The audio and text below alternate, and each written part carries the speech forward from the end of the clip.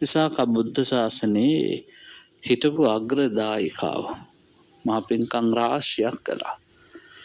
ඒ විසාකා හදලා දීපු ආරාමේ බුදුරජාණන් වහන්සේ වැඩ වාසය කරන කාලේ එක්තරා 15ක පොහොය දවසක බුදුරජාණන් වහන්සේ මේ සූත්‍රය දේශනා කළා. අපේ බණ පොතේ සඳහන් වෙන්නේ ත්‍රිපිටකේ තදහු පෝසතේ පන්න රසේ පුන්නාය පුන්නමාය රත්තිය පිරුණු හඳ ඇති පොය දවසකයි මේ සූත්‍ර දේශනාව දේශනා කළේ. භික්ෂු සංඝයා ඒකයි මේකට පුන්නමා කියලා කියන්නේ. භික්ෂු සංඝයා ඊ타ත්ම විවේකීව නිස්කලංකව 15ක පොය දවසක වැඩ ඉන්න වෙලාවේ බුදුරජාණන් වහන්සේ මහණෙනි යනුවෙන් භික්ෂුන් වහන්සේලා ආමන්ත්‍රණය කළා. බලන්ට වචනේ වටිනාකම. අපි සමහර වෙලාවට මිනිසුන්ට 3-4 පාරක් ගහනවා. ඕන නැහෙන්නේ නැහැ වගේත් ඉන්නවා.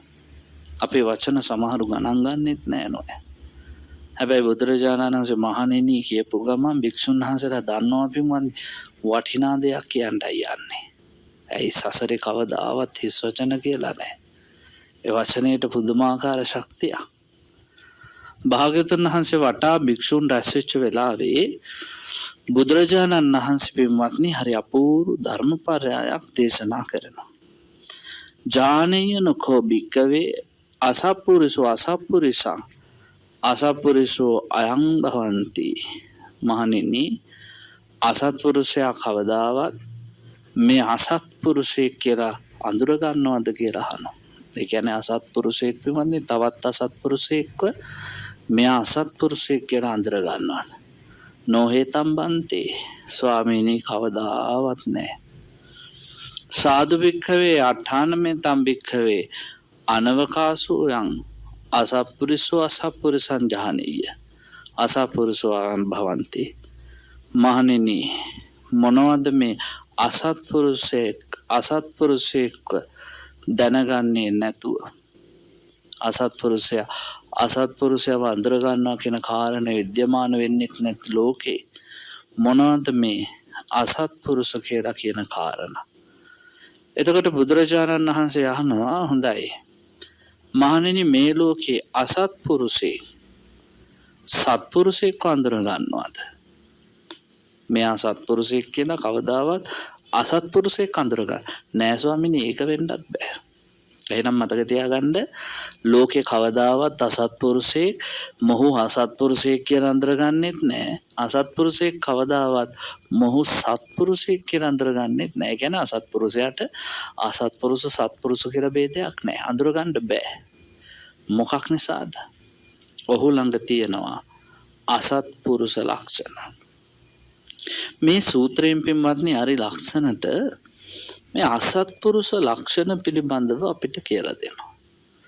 තථාගත බුදුරජාණන් වහන්සේ දේශනා කරනවා අසත්පුරුෂෝ භික්ඛවේ. මහණෙනි මේ අසත්පුරුෂයා අසත් ධම්ම සමන්නාගතෝ හෝති අසත්පුරුෂ භක්තිය හෝති අසත්පුරුෂ චින්තිය හෝති අසත්පුරුෂ මන්තිය හෝති අසත්පුරුෂ වාචෝ හෝති අසත්පුරුෂ කම්මන්තෝ හෝති අසත්පුරුෂ දිට්ඨි හෝති අසත්පුරුෂ දානං හෝති. අසත්පුරුෂයාගේ පළවෙනි මේක තමයි අසත් ධම්ම සමන්නාගතෝ. එයා අසත් ධර්මයෙන් සමන්විතයි. එයාගේ ජීවිතේ හැම තිස්සෙම තියෙන අසත්පුරුෂ ධර්මමයි. මේ ලෝකේ සත්පුරුෂ භාවයේ ගෑවිලාවත් අසත්පුරුෂ භාවයමයි. ඊළඟට අසත්පුරුෂ භක්ති හෝති. එයා හැමතිස්සෙම මේ ලෝකේ අසත්පුරුෂ ශ්‍රද්ධා නැති කෙනෙක්. එයාට ශ්‍රද්ධාව කියන එක ගෑවිලාවත් නැහැ. අසත්පුරුෂ කමේ ජීවත් වෙන කෙනෙක්. අසත්පුරුෂ චිත්තී හෝති. එයා හැම මොහොතකම පින්වත්නි අසත්පුරුෂ චින්තනයේ යුක්තයි. සිතුවිලි සිතන්නෙත් එහෙමයි. දැන් පළවෙනි එක කිව්වේ අසත් ධම්ම සමන්නාගත. එයා හැමතිස්සෙම අසත් ධර්මයෙන් යුක්තයි. ඊළඟට අසත්පුරුෂ භක්ති හෝති. අසත්පුරුෂයන් භජනය කරනවා, සේවනය කරනවා. එයා කැමැතිම අසත්පුරුෂයන්ට. අසත්පුරුෂ චිත්ති හෝති. අසත්පුරුෂ චින්තනයෙන් යුක්තයි. වැරදි විදිහටම හිතන්නේ. අසත්පුරුෂ මන්ති හෝති යාට හැමතිස්සෙම මන්ත්‍රණය කරන සාකච්ඡා කරන්න තියෙන අසත්පුරුෂ දේවල්. කුටු ගගා එයා කියන්නේම ඔක්කොම අසත්පුරුෂ දේ. අසත්පුරුෂ වාචෝ හෝති කට ඇරියොත් අසත්පුරුෂ කතා. අසත්පුරුෂ කම්මන්තෝ හෝති ක්‍රියාවක් කරොත් ඒත් අසත්පුරුෂයි. අසත්පුරුෂ දිට්ඨියගේ දෘෂ්ටියත් අසත්පුරුෂයි. අසත්පුරුෂ දානං හෝති දන් දුන්නත් අසත්පුරුෂයි. එහෙනම් මතක තියාගන්න ඔයත් අද ඉඳන් අසත්පුරුෂයාගේ තියෙන ප්‍රධාන ලක්ෂණ 8ක්. මේ තියෙන අය අසත්පුරුෂ. එහෙම අසත්පුරුෂයෝ කවදාවත් තව කෙනෙක් අසත්පුරුෂයි කියලා දකින්නෙත් නැහැ. කෙනෙක් ළඟ හොඳ තියෙනවා නම් එයා සත්පුරුෂයි කියලා දකින්නෙත් නැහැ. ඇයි අසත්පුරුෂ ගුණ වලින් එයා වහගෙන. බලමු අපි මේ කරුණ 8 වෙන බුදුහාඳුරු විස්තර කරන්නේ කොහොමද කියලා. පළවෙනි එක කතංච බික්කවේ අසත්පුරුෂෝ අසද්ධම්ම සමන්නාගතෝ හෝති. නානනි මොකද්ද මේ අසත්පුරුෂයා අසත්පුරුෂ ධර්මයෙන් සමන්නාගතයි කියන්නේ? ඒද බික්කවේ අසත්පුරුෂෝ අසද්දෝ හෝති. යාට ශ්‍රද්ධාව නැහැ. අහිරිකෝ හෝති. ඒ විතරක් නෙමෙයි යාට පාපය ගැන ලැජ්ජාවක් නැහැ. අනුත්තප්පී හෝති භව ගැන බයක් නැහැ. අපසුතෝ හෝති බහුශ්‍රුතෙක් නෙවෙයි. ඊළඟට පිළිමන්නේ කුසීතෝ හෝති එයා කම්මැලි. මුට්ඨසති හෝති එයා සිහිමුලා වෙච්ච කෙනෙක්. දුප්පඤ්ඤෝ හෝති එයා දුෂ්ප්‍රඥයි. එවං කෝ බික්ඛවේ අසත්පුරුෂෝ අසද්ධම්ම සමන්නාගතෝ හෝති. ඔන්න අසත්පුරුෂ ධර්මයා ගාව තියෙන. අද සමාජේ නම් ගොඩ දෙනෙක් ඉන්නවා පිළිමන්නේ ඒගොල්ලෝ කිසිම ශ්‍රද්ධාවක් නැහැ. දැන් ඔයත් දන්නවනේ.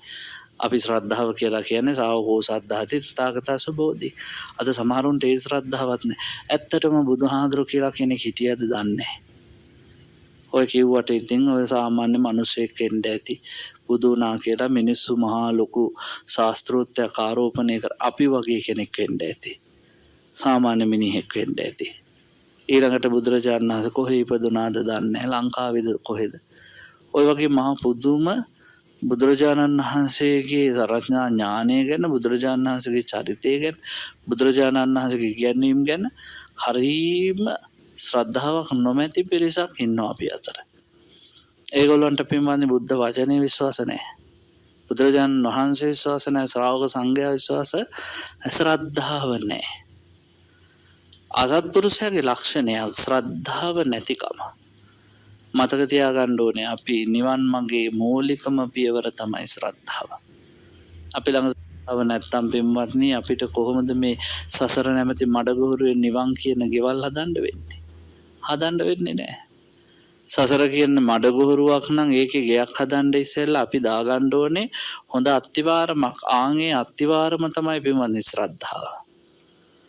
එනිසා ඒ ශ්‍රද්ධාව නැමැති අත්තිමාරම දාන්නේ නැතුව සීලේ නැමැති කණු යහල්ලා අවසානයේ නිවන නැමැති වහලේ ගහන්න හදද්දි ගේ ගිලා බහින්න පුළුවන්. ඇයි? අත්තිවාරම ශක්තිමත් නැහැ.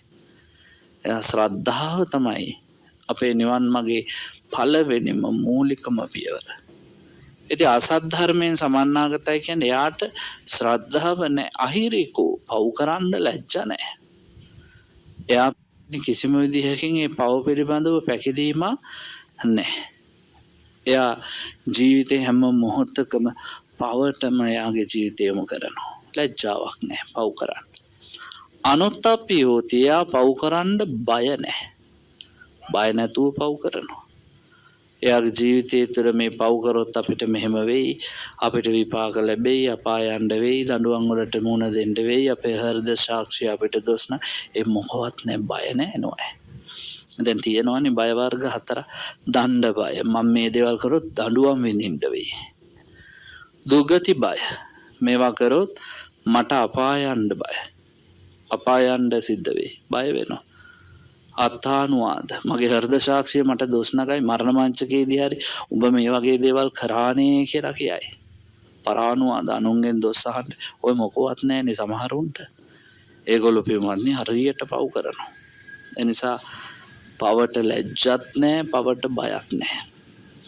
ඊළඟට එයා අල්පශ්‍රුතයි. කිසි දෙයක් අහලා නැහැ. සූපිරූතයන් ඇති කෙනෙක් නෙවෙයි. මෙතෙන්දී මේ බහුශ්‍රුත භාවය කියලා කියන්නේ පින්වත්නි ධර්මයේ තුල